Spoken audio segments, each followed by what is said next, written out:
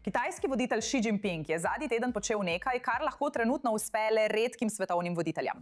V nekaj dneh se je srečal tako z ameriškim predsednikom Donaldom Trumpom, kot z ruskim voditeljem Vladimirjem Putinom.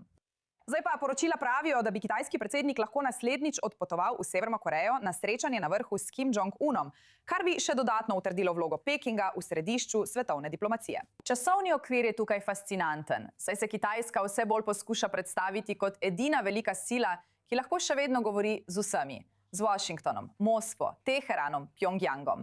Svet postaja vse bolj razdrobljen in nestanoviten. Toda za simboliko se skrivajo zelo resnična strateška vprašanja. In sicer, koliko vpliva ima Kitajska dejansko nad Severno Korejo? Zdaj se nam pridružuje Piotr Kursin, je nekdanji uradnik ZTMN in geopolitični strokovnjak. Zdaj je Xi Jinping gostil tako Trumpa kot Putina. Kmalu se bo morda srečal tudi s Kim Jong-unom. Kakšno sporočilo mislite, da želi Kitajska poslati, ko se postavlja v središče vseh teh globalnih odnosov moči? Lepo je biti z vami. Mislim, da je vedno zanimivo poskušati razumeti, kaj se dogaja v glavi nekoga, kot so Xi Jinping, Putin, Trump. To so tisti, ki bi jih lahko imenovali močni možje, veste, ljudje, ki imajo sposobnost voditi bolj centralizirano obliko vlade, ali v primeru Trumpa tisti, ki si tega želi. Mislim, da se pri Xi Jinpingu vse v veliki meri izhaja iz njegovi ideji nacionalne prenove. Tej zamisli, da mora Kitajska po stoletju ponižanja ponovno vzpostaviti svojo slavo. In Xi Jinping je nekdo, ki je odraščal v času pod Mao Tse-tungom in velikim skokom naprej in videl je Kitajsko v zelo težkem obdobju. In mislim, da je to močno vplivalo na njegovo odraščanje. Njegov oče je delal v vladi, in on je zelo pedantno delal na uveljavljanju kitajskih interesov na način, kot ga Hu Jintao in njegovi predhodniki niso. In v tem primeru gostovanje Putina in Trumpa dokazuje, da se Kitajska lahko druži z vsakim. Mislim, da bi morali vedno dodati majhno opozorilo, da so se ta srečanja zgodila, ker je bilo vsako od teh srečanj na svoj način zamaknjeno. Ampak Kitajska tega ni rabila narediti istočasno.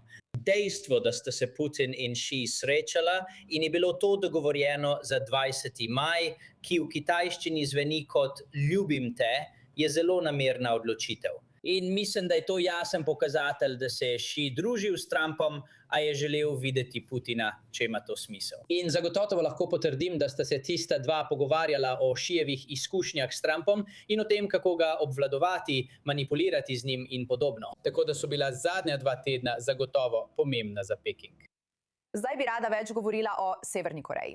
Severna Koreja je nedavno spremenila svojo ustavo. Odstranili so vse omembe združitve z Južno Korejo. Kaj vam to sporoča in kako bi to lahko vplivalo na način, kako bi lahko Peking in Kim Jong-un na koncu izvedla takšno srečanje? Zanimivo je. Kim Jong-un je rad v središču pozornosti, kaj ne?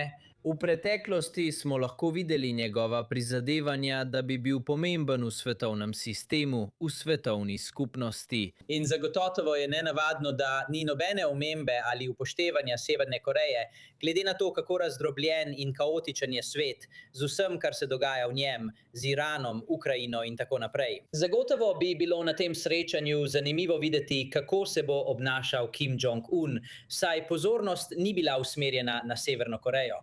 Tako da mislim, da je ena stvar preprosto videti, kako se bo obnašal. Pika. Ampak obstaja nekaj odtenkov, preden pridem do Kitajske. In sicer, da se je odnos med Rusijo in Severno Korejo v zadnjih nekaj letih izjemno hitro in intenzivno poglobil. Severnokorejci so zelo vpleteni v rusko vojno.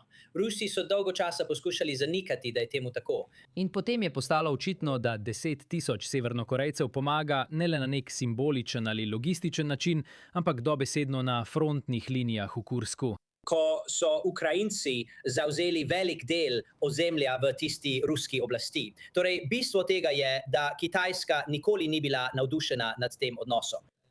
Kitajska je sila, ki zagovarja status quo.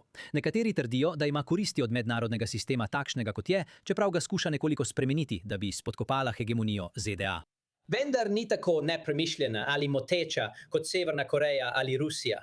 In zato Kitajska tega odnosa ni ravno pozdravila.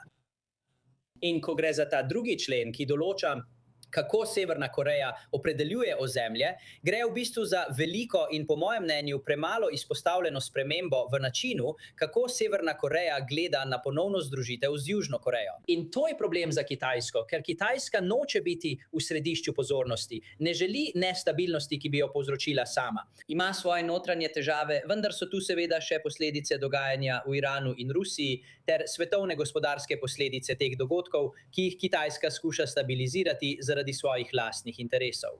A seveda, če Severna Koreja postane problem, je to še ena glavobol za Xi Jinpinga. Prav, rada bi se ti zahvalila, Piotr, da si se nam pridružil in delil svoje poglede.